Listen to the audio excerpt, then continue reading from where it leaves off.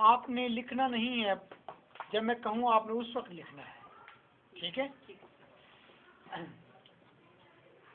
American literature में poets and poetry, इस topic के नीचे 4 पोएट्स हमने रीड करने हैं, ठीक है, जिसमें एक सिल्विया प्लेथ है, जॉन अशबेरी है, और हमने पहले पढ़ लिया एक वल्बर और एक एड्रन रिच है। मामला ये है हमारा यहाँ पर, पहले आप जो पोएट्री, क्लासिकल पोएट्री में पढ़ते रहे हैं, वहाँ पर आप पोएम्स को डिस्कस करते हैं कि what are the themes in the poems, but there purpose of the reading is that poets and poetry, कि पोएट्री को रीड करने के बाद we have to recognise the soul of poet. हमने पोएट को रिकॉग्नाइज करना है कि पोएट किस तरह का है, उसकी ज़िंदगी में क्या क्या डिलेमेंस हैं, वो जो पोएट्री इस तरह की कर रहा है आखिर उसकी अपनी ज़िंदगी का क्या रिफ्लेक्शन उसके ऊपर आ रहा है। उसकी पोएट्री को पढ़कर हम बताएंगे कि he is a modern one, उसकी पोएट्री को पढ़कर बताएंगे कि he is a brave one, he is a brain one, वो ज़हीन है, बोल्ड है। हम जो कुछ भी करेंगे हम पोएट्री को पढ़ने के बाद उसके आथर को, उसके पोएट को डिस्कस करते जाएंगे। That is our purpose. सवाल भी इसी तरह का आएगा आपका, ठीक है। इसलिए जहाँ पर पोएट्री पढ़नी ज़रूरी है, उसके थीम्स को समझना ज़रूरी है, वहाँ पर ज़्यादा ज़रूरी ये है कि हम पोएट के बारे में ज़्यादा इन्फॉर्मेशन रखते हों, ठीक है। आइए पहले पोएटिस के बारे में इंफॉर्मेशन ले लेते हैं कि पोएटिस किस तरह की थी। Sylvia Plath, she was American, she was the daughter of Otto Plath. Auto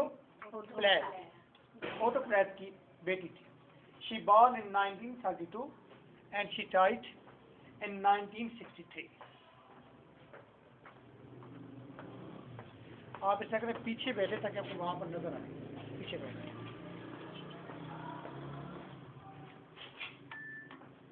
इतने पीछे नहीं, एक चेयर बस छोड़ के बैठे। पोएट्स एंड पोएट्री, पोएट्री को पढ़कर हमने पोएट का अंदाजा लगाना है कि पोएट किस तरह का है। इसके लिए सिल्विया प्लेथ को हम रीड कर रहे हैं। She born in 1932 and she was died in 1963। She was daughter of Otto प्लेथ.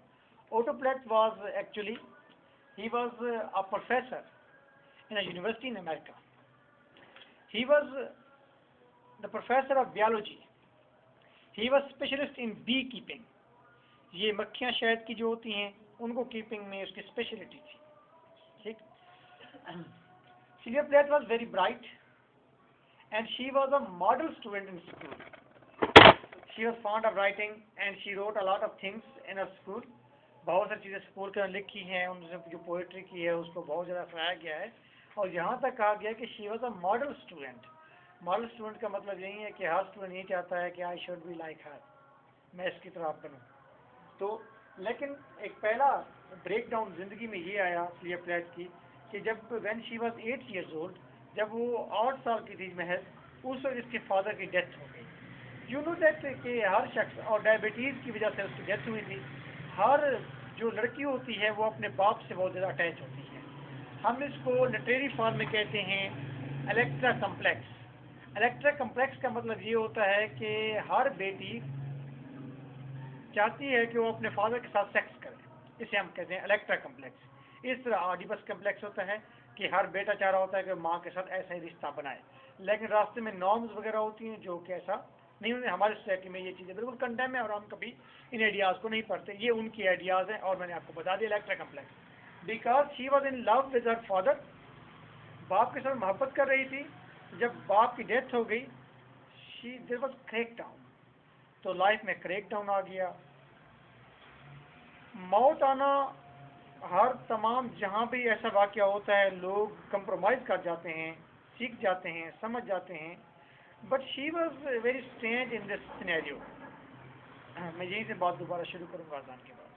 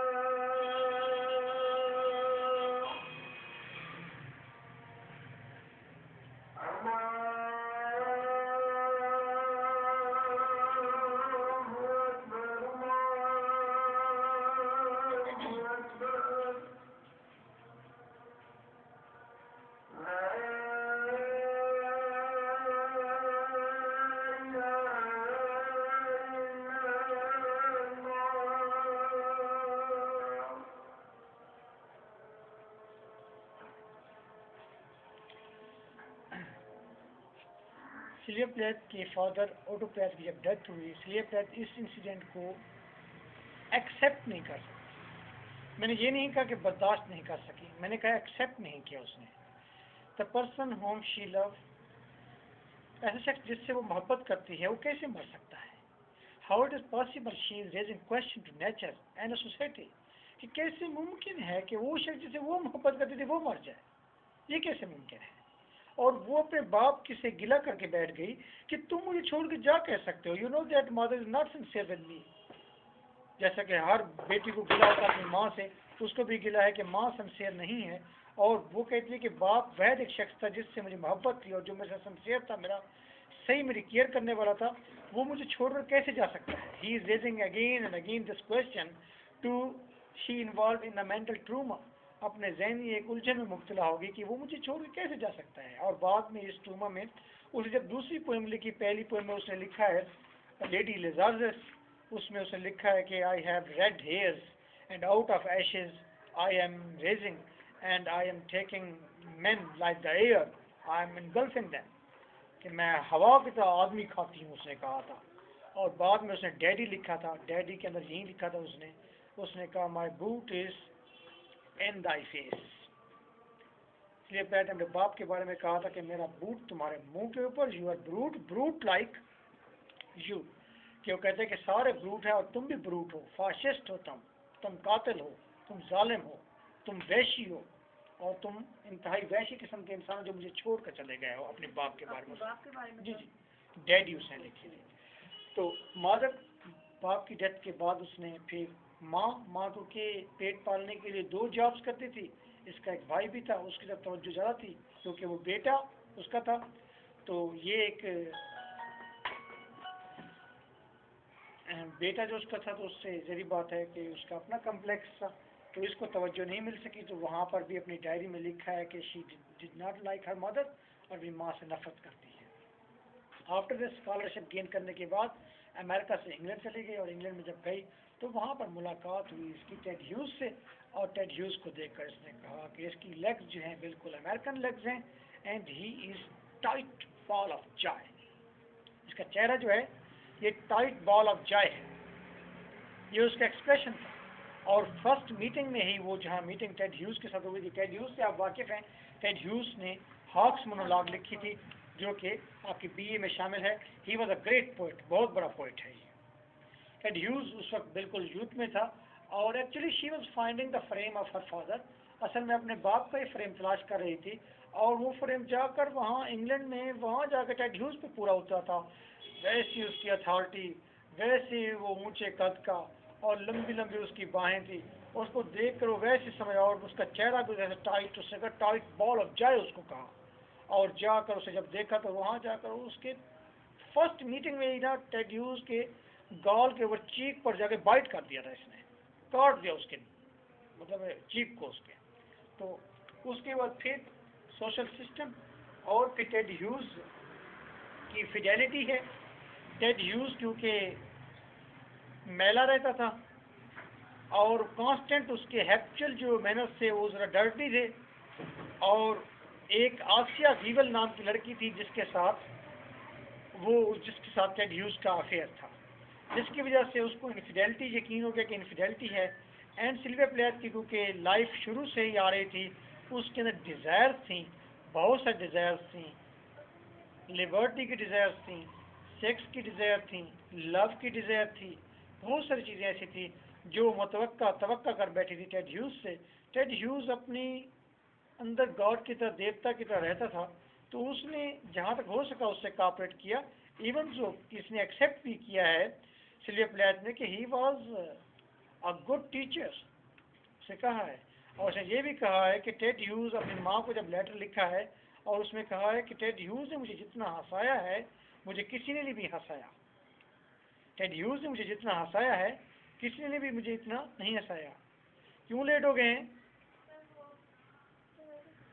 वैसे क्या मतलब, आपको पता नहीं क्या लेक्चर था? तो जल्दी निकलना था, आज जल्दी से इधर फ्रंट पर आए।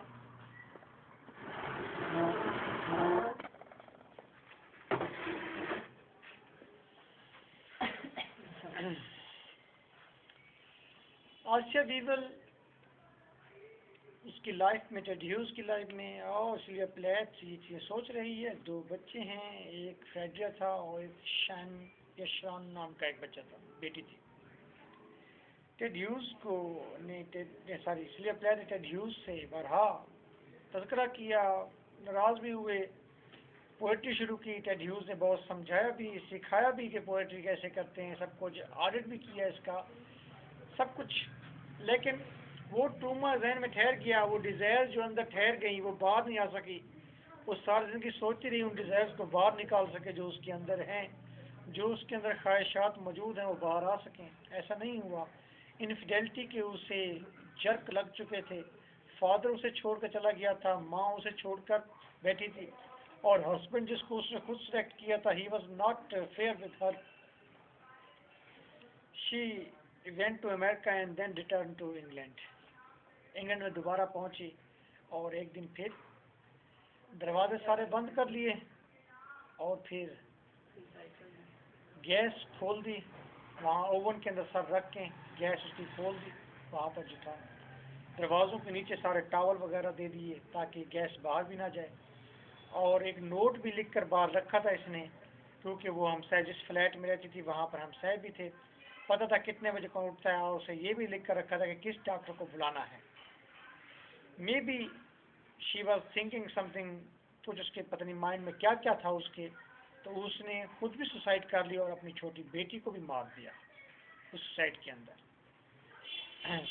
तो इस तरह सिल्विया प्लैथ की लाइफ एंड हो गई। और जो ही सिल्विया प्लैथ मरी है उसके बाद फिर उसकी लाइफ में तो poppies in October, he meeting, और after this arrival of the bee box, ये छप चुके थे जो वेरी मतलब है डिजास्टर्स किस्म के, वो इंजर्ड सोल को रिप्रेजेंट कर रही थी चीज़ें। लेकिन एक पोएम जो उसकी मौत के बाद रिप्रेजेंट सामने आई है उसका नाम एरियल है, जिसके उसने स्पेशल प्रोफेसरी कर दी थी अपने मरने की। सुसाइड की प्रोफेसर उसने पहले से कर रखी थी उसके अंदर। उस पोएम को पढ़ने के बाद ही क्रिटिक्स और तमाम लोग, और फिर ये बात अमेरिका के अंदर, इंग्लैंड के अंदर एक बहुत बड़े रेवोल्यूशन आ गए पोइट्स के अंदर, वो सारे बाहर निकल आए। दे एक्यूज टेड ह्यूज को एक्यूज करने लगे और कहने लगे मर्डरर मर्डरर मर्डरर, उसे कहने लगे। बहुत सारे पोइट इसके अगेंस्ट हो गए टेड ह्यूज के। लेकिन Ted Hughes like an old man, एक बूढ़े औरत की तरह बैठा रहा और सब चीज़ देखता रहा, और बाद में कई लोगों ने उसकी जस्टिफिकेशन भी दी। बहरहाल सिल्विया प्लैथ की जो टॉम था, जो उसका मुजस्मा है, सॉरी जो उसकी कब्र है, उसके ऊपर सिल्विया ह्यूज जो लिखा हुआ है, उन्होंने ह्यूज को स्टिक कर लिया है, उठा लिया है, वहाँ से तोड़ दिया है उसको। और ताकि क्योंकि लोगों के क्लेम्स बहुत ज़्यादा थे टेड ह्यूज के ऊपर कि वही काज बना है सिल्विया प्लैथ की डेथ। ठीक है, that was the life of Sylvia Plath. Now I am going to write some topics. मैं कुछ टॉपिक्स लिखने जा रहा हूँ। हम जस्ट इन टॉपिक्स को तलाश करेंगे, इन्हीं टॉपिक्स को डिस्कस करेंगे अपनी पूरी पोएट्री के अंदर, और सिल्विया प्लैथ हमारे सामने रिवील हो जाएगी, बात हो जाएगी what is Sylvia Plath. Hareem तुम्हारा कोई क्वेश्चन है? जिस ये बेवफाई। और सर मैंने एक बात पूछी थी कि इसमें अमेरिकन लिटरेचर की क्यों स्पेशलिटी है कि यहाँ पे हम इसको पोइम्स को पढ़ के इसके वर्ड के बारे में जानते हैं, ऐसा तो हम दूसरी पोइम्स के बारे में भी करते हैं। जी बिल्कुल ऐसा, लेकिन यहाँ पर एक तो बेसिकली टॉपिक ऐसा रखा गया है कि ताकि रीडर को यूं भी पढ़ने का मौका मिले, इस तरह से भी आने का मौका मिले। और सबसे इससे भी अहम बात यह है कि जो 20th सेंचुरी के राइटर हैं वो स्पेशली राइटर ज़्यादा पहचाने जाते हैं पोएम्स की निस्बत, क्योंकि दे आर वेरी मॉडर्न, वो बहुत मॉडर्न है। इसलिए हम उसकी मॉडर्निटी को चेक करते हैं कि मॉडर्निटी कहाँ कहाँ है, क्या क्या कर रहे हैं ये। ठीक जी, ये क्वेश्चन। सर इसने एक मतलब पहले भी सुसाइड की कोशिश जी बिल्कुल की थी इसने, वो उसका बारे में कुछ उसका फादर की वजह से। वो फादर का ट्रूमर जो है माइंड में बैठ गया था, इसकी वजह डिसहार्ड हो गई थी, और माँ की जो केयरलेसनेस थी उसकी वजह से वो परेशान हो गई थी, और उसने मौत की एक बार पहले भी ट्राई की थी डेथ की। और उसके एक्सपीरियंस को उसने बेल जार एक नावल लिखा था, उसके अंदर रिप्रेजेंट भी किया है कि उसमें क्या हुआ है। उसने सर वो उसने कोई नहर पे जो था है ट्रक के, तो तब सुसाइड की थी। नहर के ऊपर नहीं, वो वर्जीना वुल्फ है।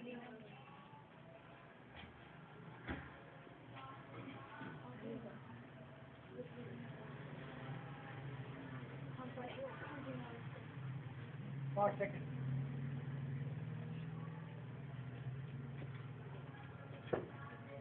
ये कहाँ से है?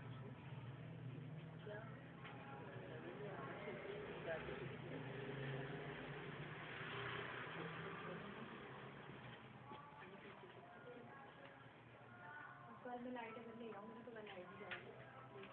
मैंने आज आपको मैसेज भी किया था। मैंने कहा उस दिन लाइट जाए, उस दिन मैं लाइट तो नहीं ली थी। मैंने मैसेज करना भी इसका मतलब यही था ना कि आप ले आए।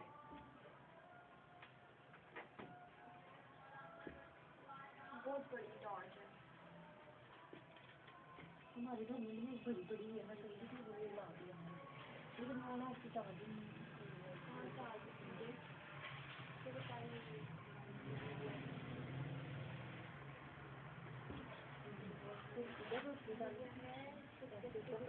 उधर डाल सकता है उधर डाल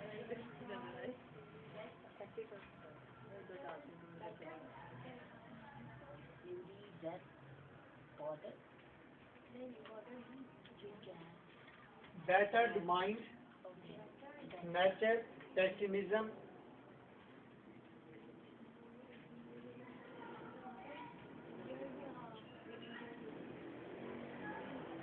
डिजायर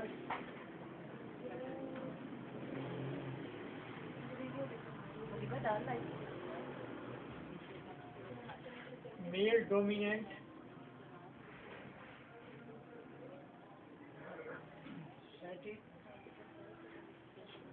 लव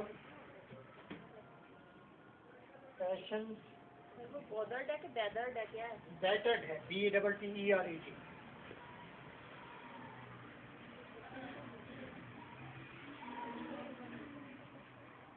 क्या रिमाइंड है जी professing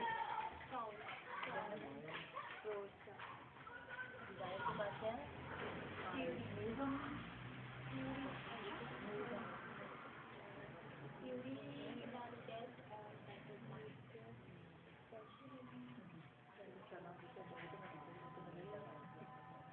psychological trauma male dominance society love passion nature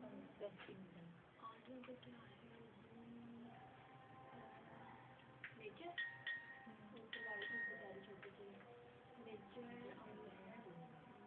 आगे क्या है fashion passion motherhood wifery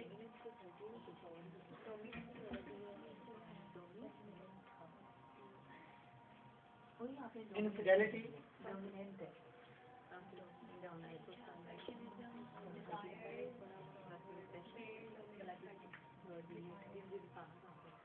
suicide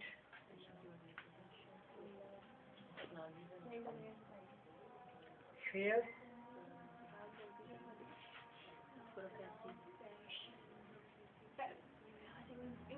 पैशनिज्म तो हो गया तो फिर पैशन क्यों लिखा? पेसिमिज्म था ये पैशन है अच्छा वो पैशन पैशन भी लिखा आपने हाँ तो अब क्या ऊपर क्या है फेयर लिखा है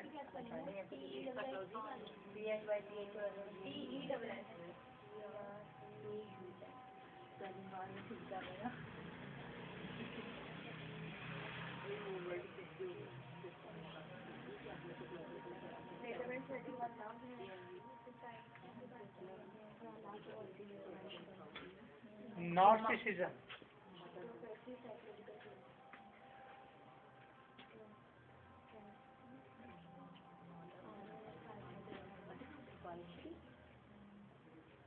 सर ये क्या आपने लिखा है वाइट जी जी बस ही लिखा है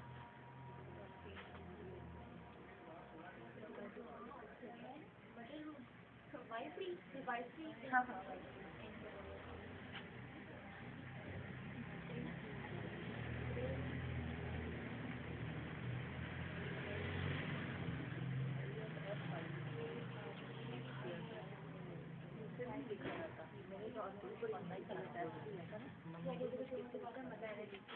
ये क्या लिखा था सीए के बाद क्या लिखा है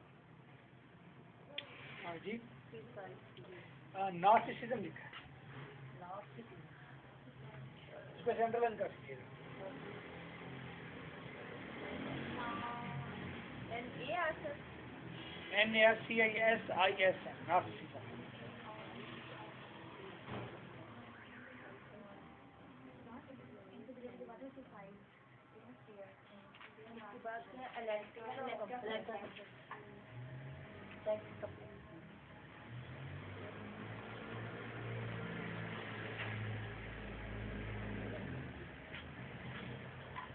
ये लो हो गया।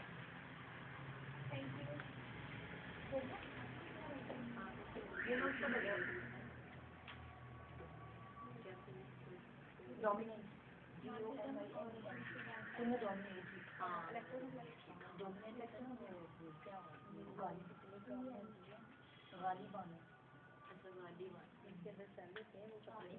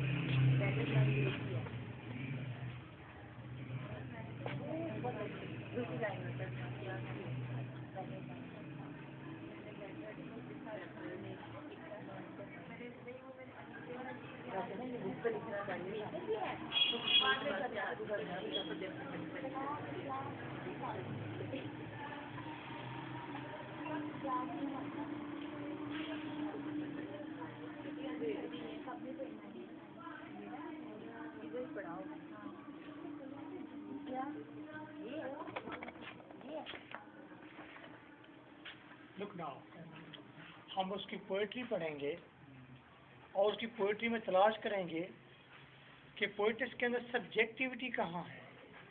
सब्जेक्टिविटी का मुराद ये है कि वो अपने बारे में कितना सोचती है और अपनी राय और अपनी सोल को कितना शेयर कर देती है अपनी पोइम के अंदर। ठीक। फिर है इंडिविजुअलिज्म। इंडिविजुअलिज्म का मतलब भी यही है कि वो अपनी इनफरादियत के बारे में क्या सोचती है कि दुनिया की जितनी भी औरतें हैं क्या वो किस तरह जिंदा रहती हैं, मैं क्या हूँ, किस तरह जिंदा हूँ और मेरे क्या फंक्शन है ज़िंदगी के। उसके बाद injured Saul, you know that कि जी आ जाए बेटा,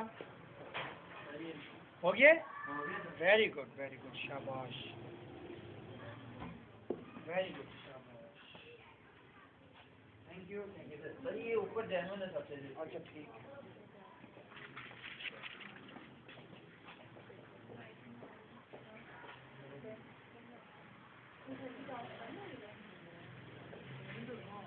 जहाँ ये इस तरह करो, ये तुम लोग ले लो, ये ले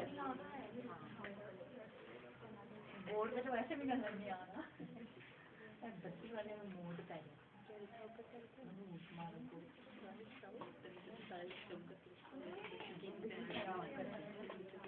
देखो इसके में नार्सिसिज्म की स्पेलिंग देखो, नार्सिसिज्म ये पकड़ना जरा।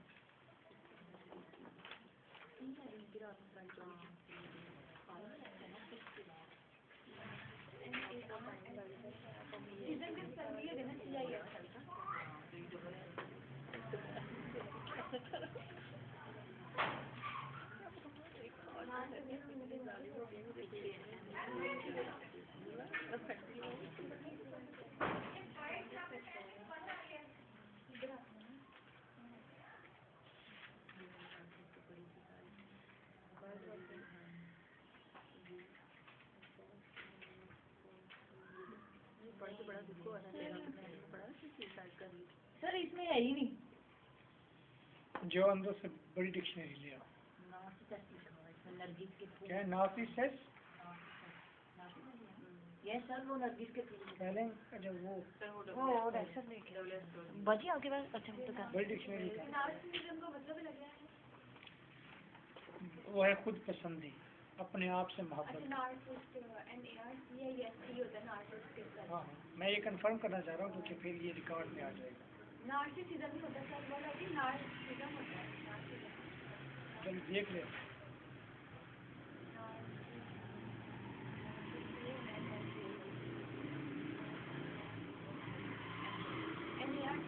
मिली है?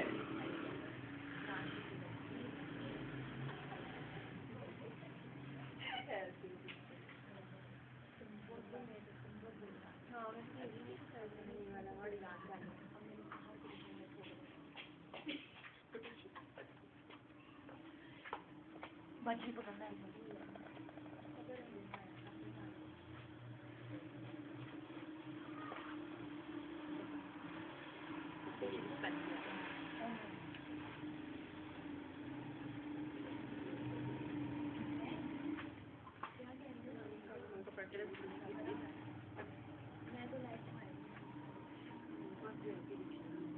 आपकी बात ये नहीं है, ये इंग्लिश की है ना।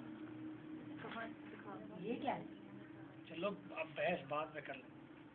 इंग्लिश टू उर्दू होती है वो वैसे उसका इंग्लिश में मेरे पास डिक्शनरी की हमारे बाजी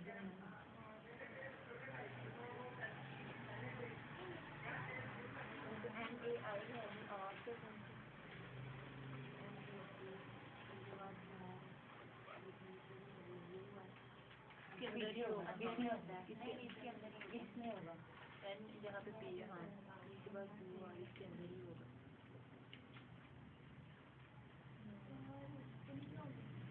ये वो भी ना, वो भी इसमें लिखा है भी नहीं लिखा तो डबल एस लिखा होगा NARCI हाँ मीनिंग चलो क्या आपने है? ठीक लिखे हैं। NARCISSIM सर ने ठीक जी सर कुछ नहीं सर ने लिखे हैं S के आगे। हाँ डबल एस इधर आना था दरमियान में आई एक मिनट सर बताएं। NARCISSIM बेटा बाजी आराम से।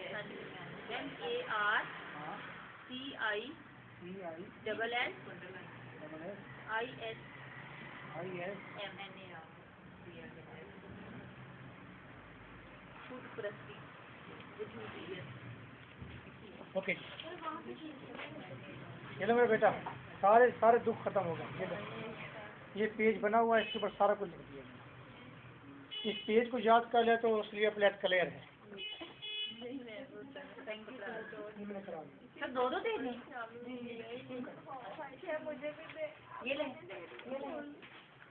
वो तुम कर देगा ये ले जी जान मोबाइल में नहीं एक्स्ट्रा है तो ये एक्स्ट्रा कौन रखेगी? दो एक्स्ट्रा है, बैग में डाल लेते एक मैं अपने पास में। मुझे ये यकीन नहीं था कि ये आने हैं।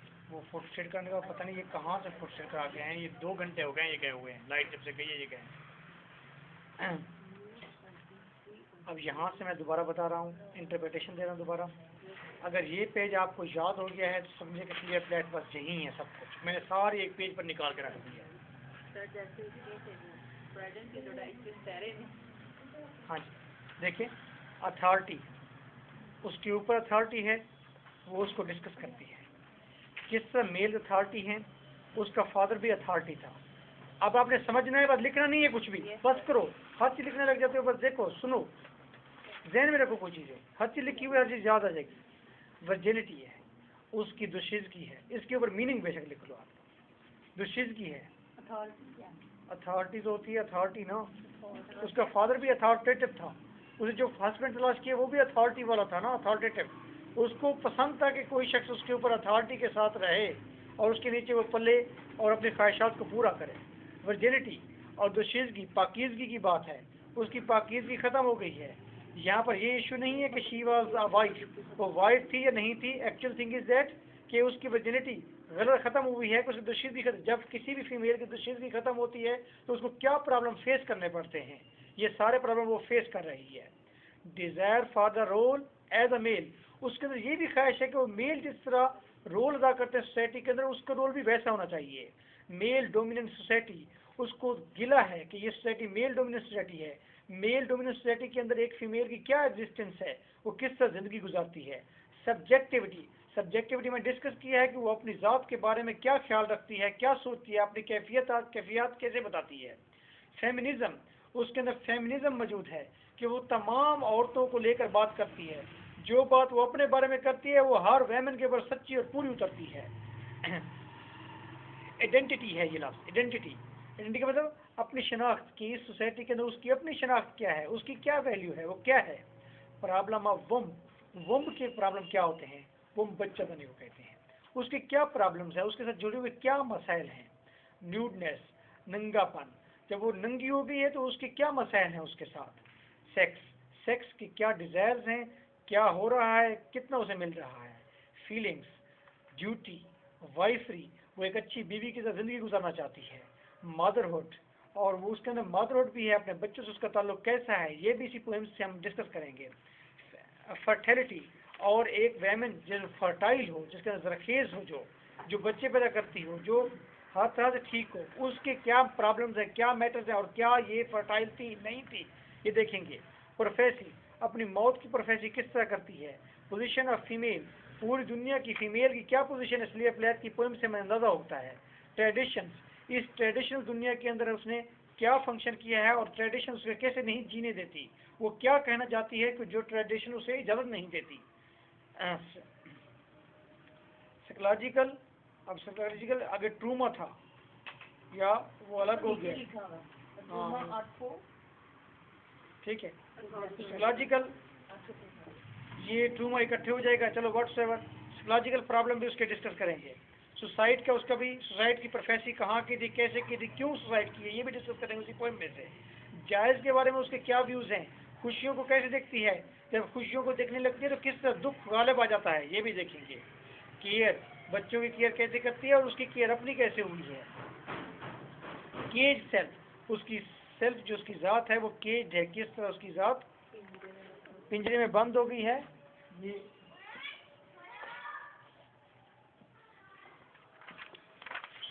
जिसके अंदर सारी डिज़ायर्स हैं। फ्रीडम, आज़ादी चाहती है, उसकी डिज़ायर्स आज़ादी चाहती है, उसकी डिज़ायर्स बाहर आना चाहती हैं। नेचर, नेचर के साथ पोइट्स का ताल्लुक कैसा है।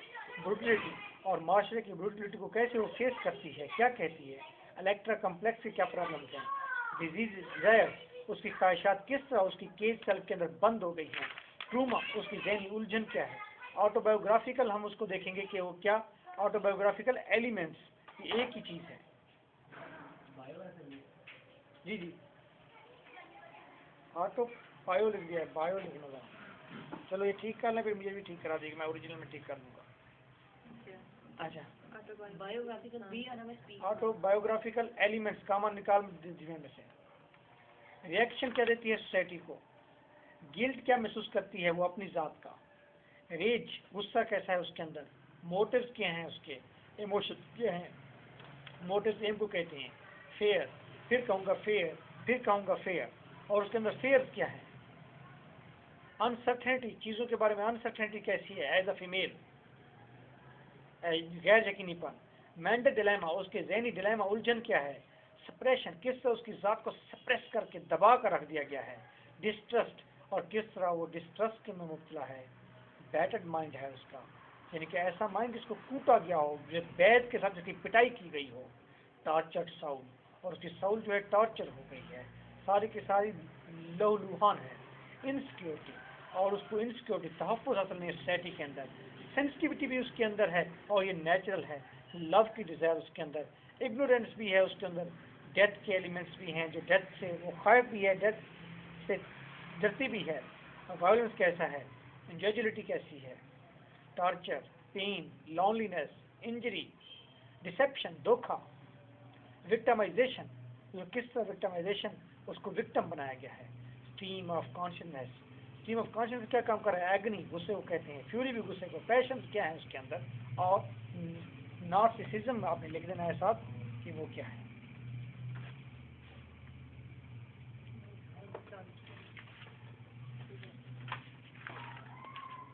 स्ट्रीम ऑफ कॉन्शियसनेस नहीं, ये तो मैं फिर डिस्कस करूँगा बाद में, आखिर में करूँगा।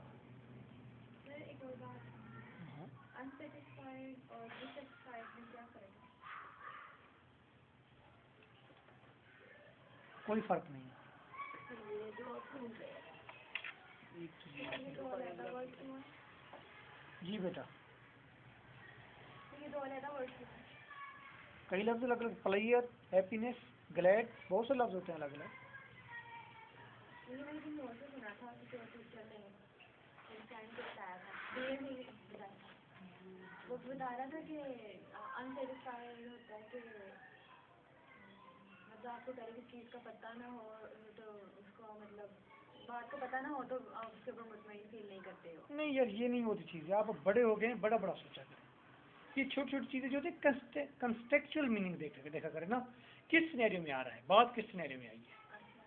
हर चीज़ अपने अपने सिनेरियो में होती है, अपनी अपनी लाइन में होती है। अप्रोच का लफ्ज़ है पहुँच होना, रसाई होना। अप्रोच पहुँचने के लिए पैदल भी होता है, गाड़ी पर भी है। वो सिनेरियो देखना पड़ेगा ना क्या है। ये बच्चों जैसी बातें जी, इसके अंदर ये होगा तो ये होगा, नहीं ये नहीं होता। ये बच्चे खेलते रहते हैं, छोटे जो एमए नहीं करते ना, उन बच्चों को खेलने के लिए हमने ये बनाए हुए चीज़ें कि बच्चों यूँ होता है यूँ होता है, ताकि वो डरे ही रहे इंग्लिश से। तो हमने तो क्लियर करना है वो चीज़ें ताकि हम भी कैसे जवाब दें। मतलब आज मैंने बताया ना आपको, तो आपने बड़ा बड़ा सोचना है। चीज़ों पे कंसंट्रेशन नहीं करते, बड़ी बात करें आइडियाज तो उसमें नजरिए लाओ दिमाग में, किसकी बात करें उसको तो ये वाकई स्कूल पढ़ा हो ना मेरे इसमें प्रॉब्लम जाती है जी। आप खराब क्यों पढ़ाते हैं और इसको ऐसे ही बोलते हैं, तो उसके लिए स्टाइल है मुझे दूसरों को लेकर बात करती है। चलो मेरा बेटा,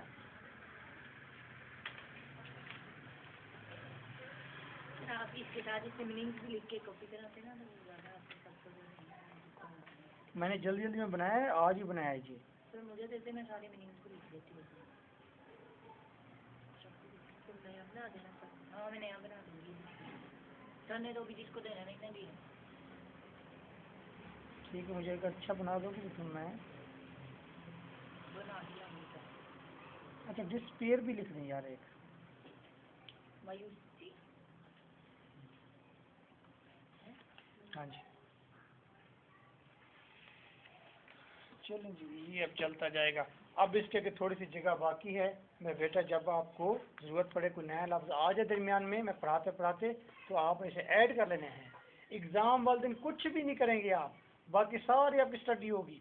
बस ये पेज आपको याद होगा, ये पेज याद है इसलिए अपना तैयार है आपको। हर एक सेंटेंस के साथ एक वर्ड, एक सेंटेंस जो बन जाए हर वर्ड के साथ पूरा है। उसकी क्वेश्चन दो तरह के आते हैं इसलिए अप्लाइड के। एक आता है कि इसलिए अप्लाइड की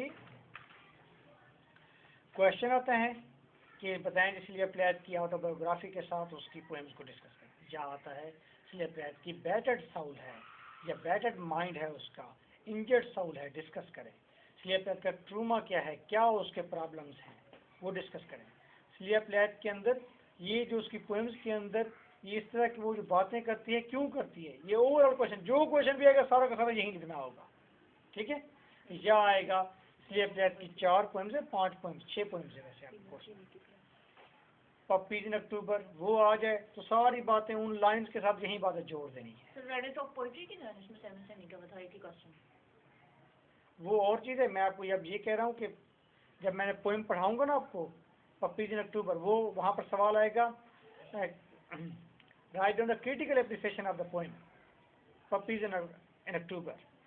फिर आप पपीज इन अक्टूबर की आप सारे नीचे लिख देंगे क्या वो किस में क्या क्या, जैसे क्रिटिकल एप्रिसिएशन लिखते हैं। बस आइडियाज़ वो होंगे पोएम के साथ, ये आप बताते जाएंगे कि ये इस पोएम में जो ये लाइन है उसके अंदर पता चल रहा है कि पोएट्स जो है बहुत दुखी है, डिस्पेयर है, उसका साइकोलॉजिकल प्रॉब्लम आ रहा है, ट्रूमा है उसका। आप ये सारी बातें बयान कर देंगे, हर लाइन के साथ 2-2 3-3 वर्ड जोड़ देंगे, आपको सारा आ जाएगा, डोंट बी वरी। उसके बाद बी मीटिंग है उसकी poem, arrival of the bee box है, और उसके बाद मॉर्निंग सॉन्ग है, और एक पोएम है उसकी यू आर। क्लियर? बस ये इसकी 6 पोएम्स हैं जो हमने प्रिपेयर कर दी। तो आज क्या टाइम हुआ है, तो हम शुरू करें इसकी? हाँ कल काफ़ी ज़्यादा टाइम। चलो शुरू करते हैं, क्योंकि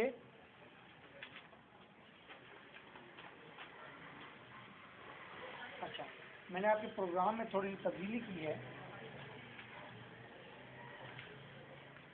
वो तब्दीली ये है कि हम तमाम राउंड इसी तरह पढ़ते आए हैं, क्लासिकल पोएट्री, फिर ड्रामा, नावल, और फिर प्रोज, और फिर अमेरिकन लिटरेचर।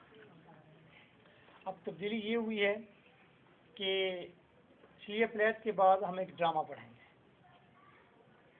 और ड्रामा है being a nest. Oscar Wilde का। तो ये ड्रामा आपके पास है कि नहीं है? No sir. तो काइंडली ये ड्रामा परचेज कर लें और ये ट्यूसडे से हम ये ड्रामा स्टार्ट करेंगे, ठीक है? खत्म हो गया सर ये फिर? सर बात सुनिए। हाँ हो जाएगा। सर आप एक ही दफ़ा नेक्स्ट जो बुक्स लेनी है आप वो बता दें ठीक है, आप कल मुझे अगर इंट्रो दिखाएं तो मैं आपको निशान लगा देता हूँ। बाकी यस जो सर रहेंगे। मैं लेके आऊँगी फिर उसी के साथ आप लेके बताओ। बस अब तो एक दो ही रह गई हैं आपको। No sir. हाँ अब तो अभी तो क्लास हाँ नहीं सर अभी रहती हैं। अच्छा सर आपने ले लिया मेरे ख्याल में। नहीं सर वो नहीं है हमारे पास। अच्छा ओके जी। भी नहीं है, सूर्य और वाइट वो भी नहीं है। सूरज वाइट पढ़ना था, इसके बाद जॉनशबेरी मैंने स्किप किया है। अब इस दफ़ा मैंने 2 बुक स्किप कर दी है। उसकी वजह ये है कि फ्रैंकली स्पीकिंग पार्ट 1 के बच्चे, पार्ट 2 के बच्चे जिनकी सप्ली आ गई है ड्रामा के अंदर, उन्होंने ये ड्रामा मुझसे पढ़ना है और उनका पेपर 2 फेब को है। उन्होंने बहुत देर टाल मटोल कर रखा था कि मैं आपको बाद में पढ़ाऊँगा। मैं बूढ़ा हो चुका हूँ, मैं 2 मरतबा नहीं पढ़ा सकता। उनको अलग से पढ़ाऊँ, आपको फिर अलग से पढ़ाऊँगा। इसलिए वो ड्रामा वैसे भी एक्स्ट्रा है, आपका चौथा ड्रामा है, तो आपके लिए बहुत इम्पॉर्टेंट है क्योंकि, और आपके लिए भी क्योंकि आप लोगों ने नहीं पढ़ा हुआ और ये ड्रामा आसान है तमाम ड्रामों से। तो इसको चेज करें और ये आपके लिए फ़ायदा मंद रहेगा। जिन्होंने ड्रामे 3 नहीं पढ़े उनके लिए ड्रामा बहुत है, उन्हें पढ़ना है जी। खोले पप्पीज इन अक्टूबर।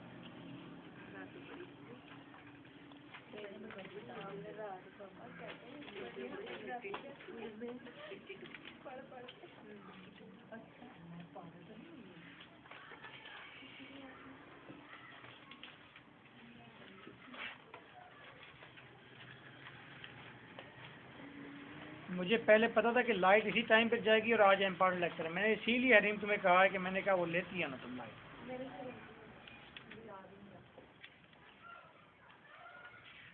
पप्पी ने बुलाई है। पप्पीज इन अक्टूबर। यस सर 52 पेज पे है।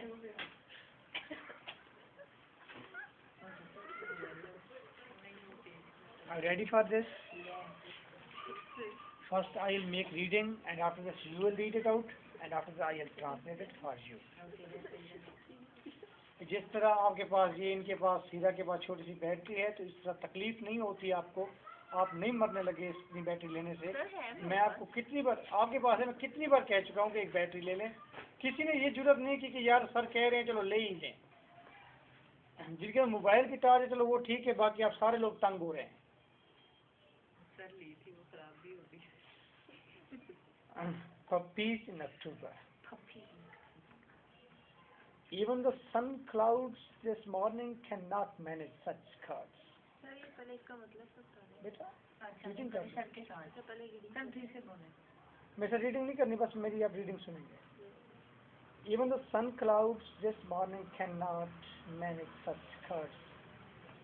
Not the women in the ambulance whose red heart blooms through her coat so astoundingly. A gift, a love gift, utterly unmasked for by a sky palely and flamely, agitating its carbon monoxide by eyes dull to the heart under powder. Oh my God, what am I? That these late mouths should cry upon in the forest of frost, in the dawn of cauliflowers. Yes, here you read it out. नहीं first you Kulsum आप read करें, बैठे बैठे read करें, पर उठने की जरूरत नहीं है। Even the sun clouds this morning cannot manage such skirts, nor the woman in the ambulance whose red heart roams through her coat so stunningly. A gift, a love gift, utterly unmarked for by a sky pearly and flaming, igniting its carbon monoxide.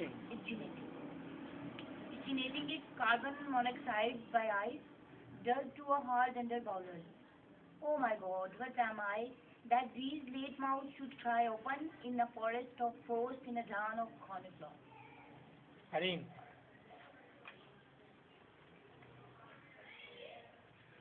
Even the sun clouds this morning cannot manage such tears, nor the woman in the ambulance whose red heart roams through her coat so astoundingly.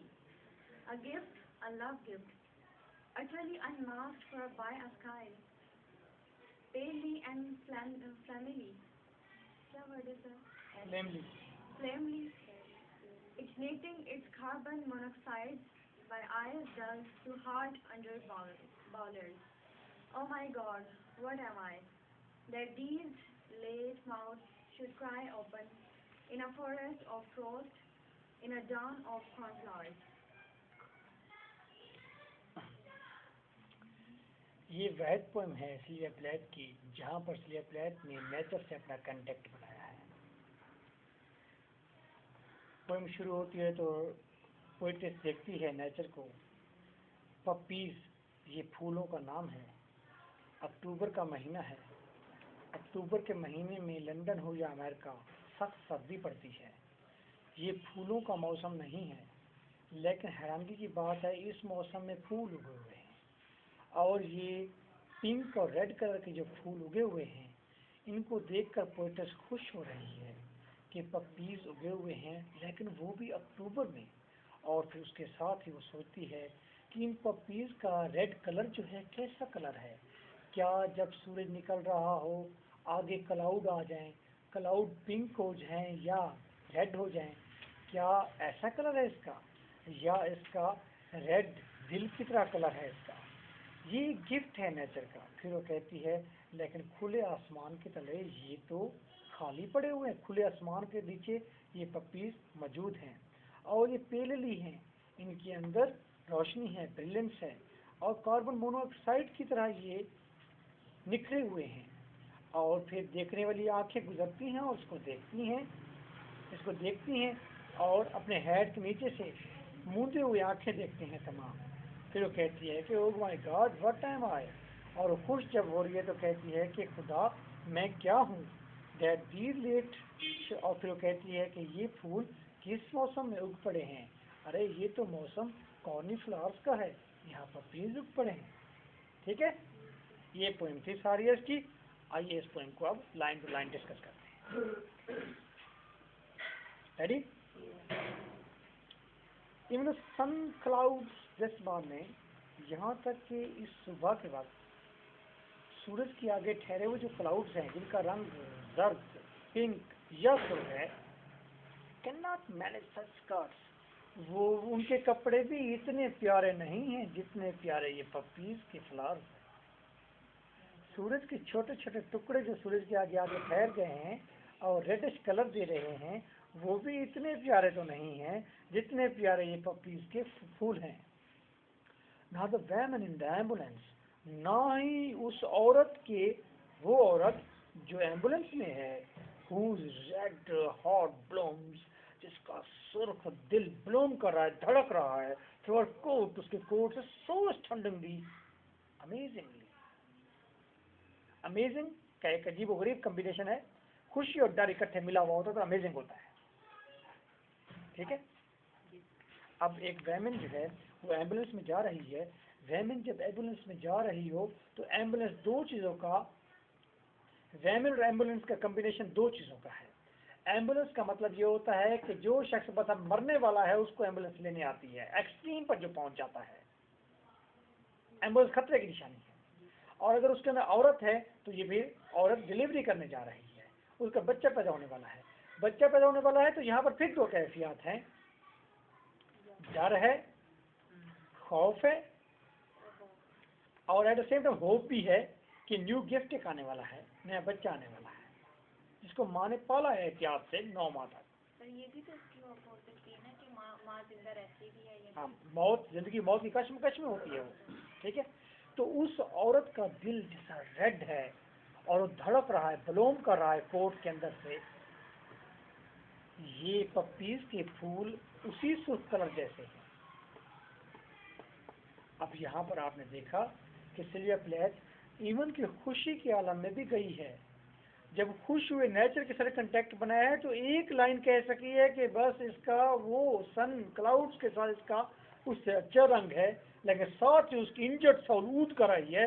साथ ही उसने अगर दूसरा combination symbolism या comparison दिया है, साथ ही वो comparison क्या दिया है कि ऐसी औरत जो एम्बुलेंस में पड़ी हुई है उसका दिल जो सुर्ख होता है, ये वैश्याना एक वो है, कंसेप्ट है, उसकी इंजर्ड सोल रिप्रेजेंट हो रही है।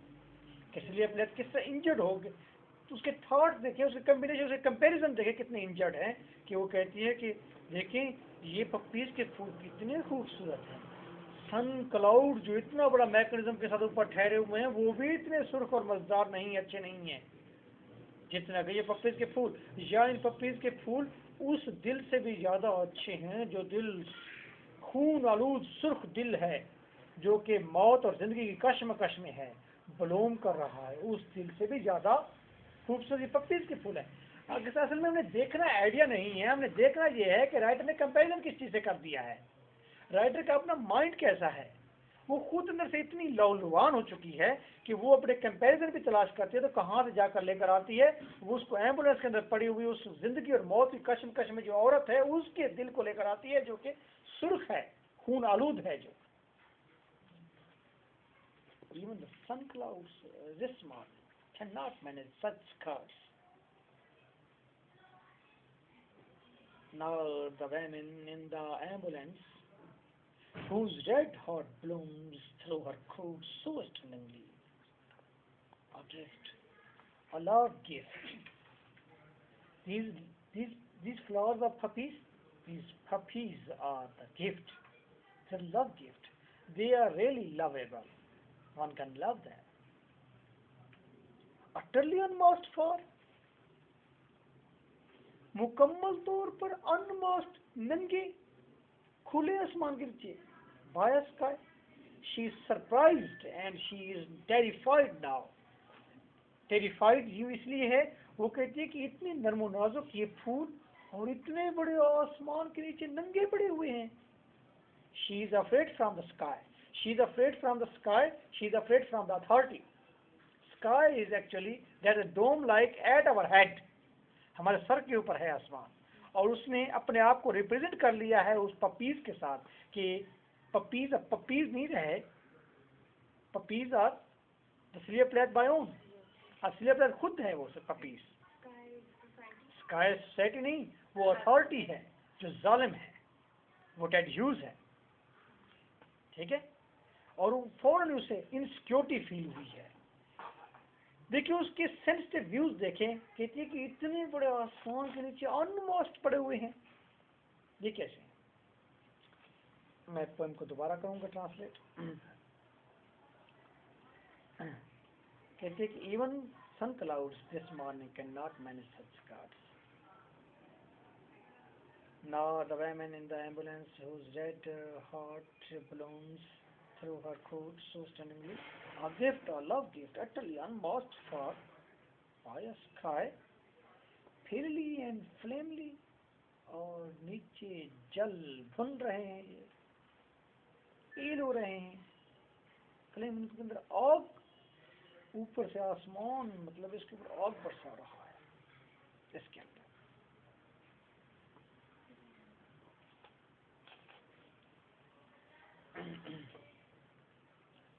Igniting its carbon monoxide. यहाँ तक अगर मैं इसको फिर एक और लेयर में देखूँ इस पोएम को, तो ये जो पोएम है ये एक्चुअली सारी की सारी सेक्सुअल मूड के अंदर लिखी गई है, क्योंकि पहली लाइन के अंदर मौजूद जो आखिरी लफ्ज है स्कर्ट्स का, ये फेमिनिश है, ये वेमिनिश है, ये गर्लिश है. ये लफ्ज स्कर्ट्स वेमन से रिप्रेजेंट होते हैं. Even the sun cloud this morning cannot manage this such skirts. Sun cloud ने भी ऐसे स्कर्ट्स नहीं पहनी होंगी जिस तरह की स्कर्ट्स इसकी अपनी है, ठीक, जिस मूड में ये खुद है, जिस तरह ये जल अब खुद रही है. Not the woman in the ambulance whose red heart blooms through her coat so stunningly, और उसका दिल जो है वो अपने आप को कह रही है कि मैं इस वक्त इतने जोश में हूँ, अपनी कैफियत बता रही है कि उसके अंदर की क्या फीलिंग है, सर किस तरह वो अपने सेक्सुअल डिजायर के साथ जोश खरोश में है. और gift, a love gift, love का लफ्ज फिर टिंट देता है स्कर्ट के साथ, ये जुड़ जाते हैं चीजें. अटरली अनमास्क्ड फॉर, अब ये अटरली अनमास्क्ड आप देखिए तो आपको लगेगा टोटली ये सेक्सुअल मूड है, इसमें अपने आप को अनमास्क कर रही है. बाय स्काई, स्काई वो अथॉरिटी है, टेड ह्यूज है, व्हाटसएवर कोई पर्सन भी है. Palely and flamely, she is burning under her man, burn कर रही है. Palely, flamely, तो मैंने ये दूसरी इसकी लेयर बनाई है। इसी लेयर में देखेंगे तो इजनेटिंग का लफ्ज़ ज़बरदस्त किस्म की ये पेशन गोई कर गया है कि ये एक कैफियत को एलिब्रेट किया गया है कि वैमन उस सेक्सुअल इंटरकोर्स के अंदर, उस डिज़ायर के अंदर जब इंटरकोर्स में है तो उस वक्त किस तरह एकदम वो जोश के साथ आ रहा है, एकदम उसे जोश आया है। जेनेटिक स्टार्टिंग पॉइंट है, जिस तरह गाड़ी स्टार्ट होती है वो वैसे उसका स्टार्टिंग पॉइंट है। It's carbon monoxide and it is looking like the carbon monoxide, जैसे वो एकदम बर्न करना शुरू कर देती है। अब ये उसके बाद फिर अथॉरिटी बन जाती है, बात इसी तरफ है, इसी लेयर में है। My eyes dull to a halt under bowlers, और बाउलर्स हेड को कहते हैं, हेड की नीचे आँखें जो हैं वो डल हो गई हैं। ठीक है, ये वैमन की कैफियत है, ये उसकी इंटरकोर्स की कैफियत है कि उसके अंदर उसकी आंखें डल हो गई हैं हेड के नीचे, and she is totally in amazement. जो उसका अस्टोनिंगली उसने पहले कह दिया था, लफ्ज़ एक जोड़ दिया था। तो दूसरी लेयर में मैंने इसको पढ़ा और मैंने ये प्रूव किया है कि that is a sexual intercourse, और उसके अंदर ये वैमन अपनी फीलिंग्स को शेयर कर रही है। इसीलिए सीलिया प्लेथ की डिज़ायर जो इंटरप्रेट करना चाहती है, बताना चाहती है, इसी को हम कहते हैं कि that is feminism is over there, कि औरतों की बात करती है, औरतों के अंदर जो डिज़ायर्स हैं वो पेश करती है। ठीक है, अच्छा, साथ ही सबूत मिल गया।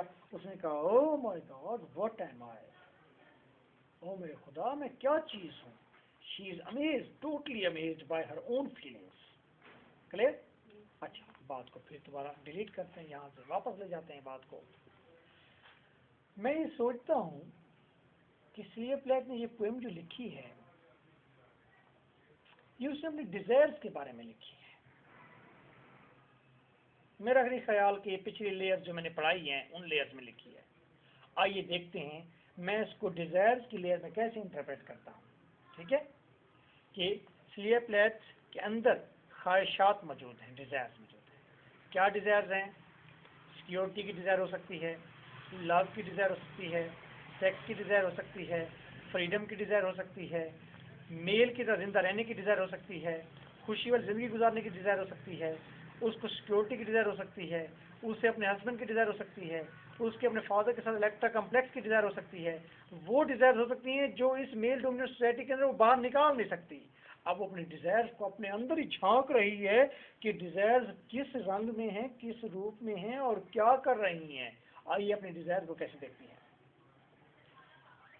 अब पपीज जो हैं, ये फूल जो हैं, ये डिज़ायर्स हैं। ठीक है, मौसम जो है अक्टूबर है, उधर से सर्दी, कोहरा, बर्फबारी, सूरज निकले तो जला दे, हर चीज वेनेस्डे तबाह हुई पड़ी है। ऐसे मौसम में ख्वाहिशात उग गई हैं। सोसाइटी सारी की सारी जंगल की तरह है, सोसाइटी जंगलियों की है, सोसाइटी जरखेज तो नहीं है, सोसाइटी तो अक्टूबर है, सोसाइटी तो विंटर की तरह है, सोसाइटी तो मार देने वाली है, सब्जे को उगने ना देने वाली है सोसाइटी तो। अरे इस सोसाइटी के अंदर ये पपीज उगाई हैं। ठीक है, आइए जरा पपीज को आप देखते हैं, डिजायर्स हैं poppies. Even the sun clouds this morning can not manage such skirts, इतनी प्यारी तो सन क्लाउड्स की भी स्कर्ट्स नहीं हैं जितनी मेरे अंदर उगने वाली पपीज डिजायर्स की हैं।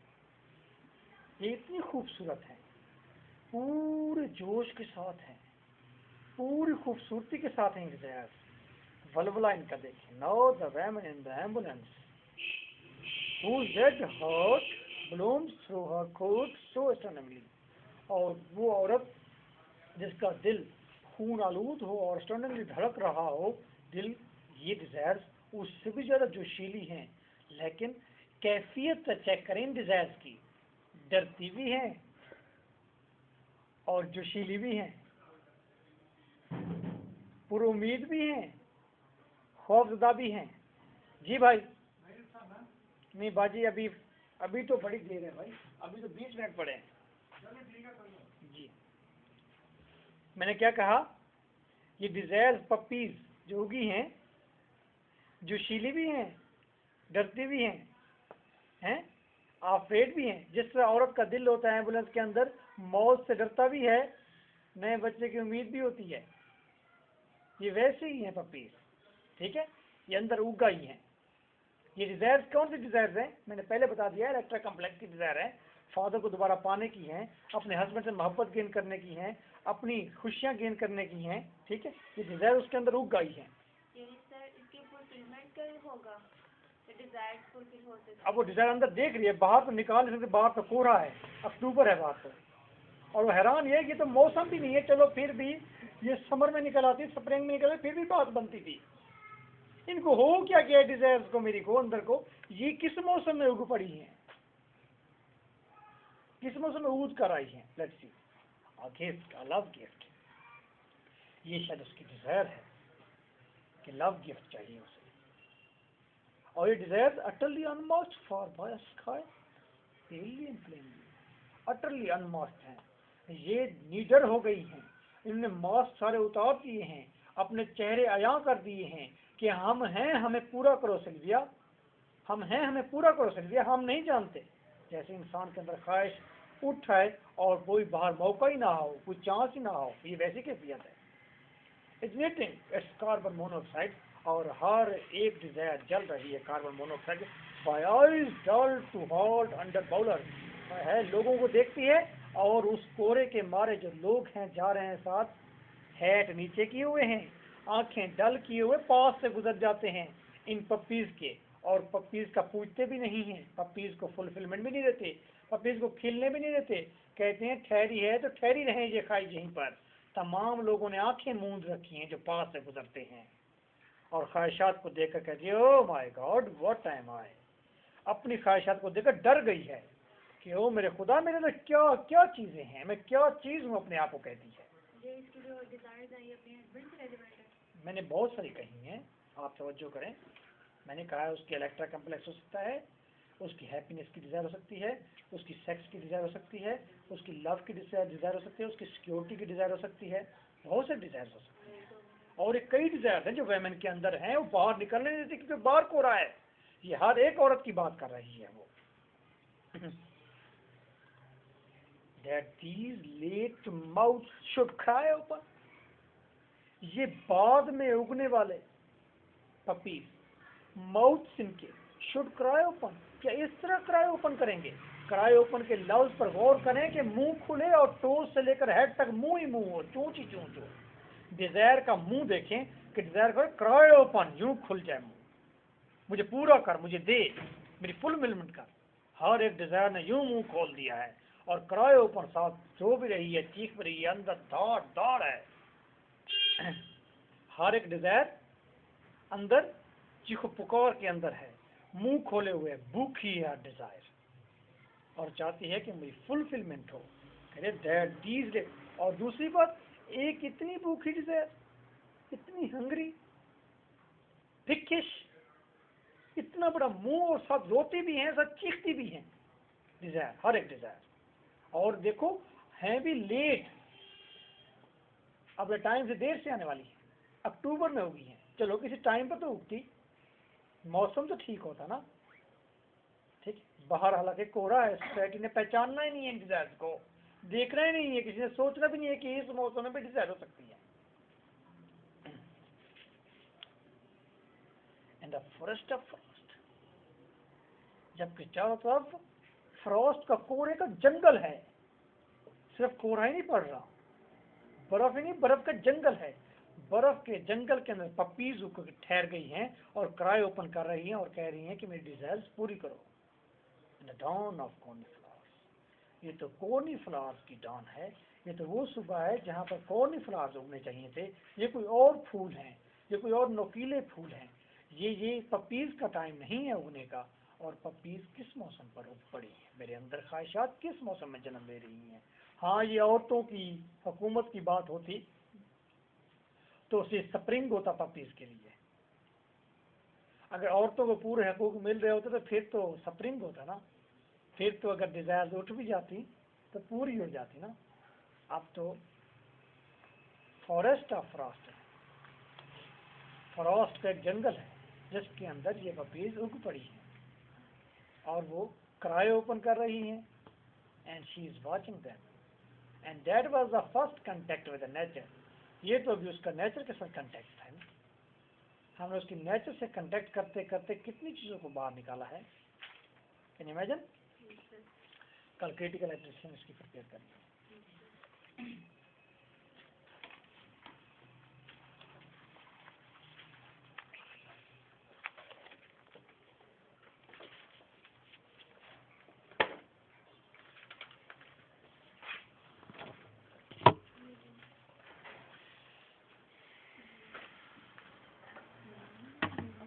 रिम, तुम मुझे लग रही हो कि नन इंटरेस्टेड हो गई हो। ये अपनी मोबाइल उठाओ, से बंद करो।